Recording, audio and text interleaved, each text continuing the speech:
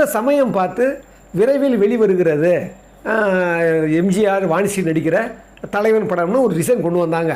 அந்த டிசைன் வாங்கி பார்த்த எம்ஜிஆர் எங்கிட்ட சொன்னார், வாலி இந்த பாருங்கள், 1.5 வருஷமாக இந்த படம் வேலை நடந்துங்குது, என்ன நானும் வந்து கால் ஷீட்டுக்கு பிரச்சனையே கிடையாது, பணத்தட்டுப்பாடு கிடையாது, ஆனால் இந்த படம் ஏன் இழுத்து வந்ததுன்னே தெரியலையா? அப்போ நான் யோசனை பண்ணேன், உன்னுடைய பாட்டு தான் இந்த தாமதத்துக்கும் இந்த லேட்டுக்கும் காரணம் அப்படின்னு சொன்னாராம். இவருக்கு திக்குன்னு ஆயிடுச்சான். என்னடா இது அண்ணன் என் மேலே குற்றம் சொல்கிறாருன்னு, என்ன சொல்கிறீங்கண்ணே, என்ன பாட்டுண்ணே அப்படின்னாராம். ஞாபகம் வரல, நம்ம தலைவன் படம், இந்த படத்தினுடைய பூஜை போடுற அன்னைக்கு ஒளிப்பதிவு பண்ணமில்ல, ரெக்கார்ட் பண்ணமில்ல, அந்த பாட்டு என்ன பாட்டு ஞாபகம் இருக்கான்னு கேட்ட உடனே தெரியும்னா, நீராழி மண்டபத்தில் தென்றல் நீந்தி வரும் நள்ளிரவில் தலைவன் வாராமல் காத்திருந்தால் அப்படின்னு அந்த பாட்டை சொன்னாராம் அவர். நீராழி மண்டபத்தில் அப்படின்னு ஒரு பெண் பி சுசிலாம்மா பாடுற பாட்டு.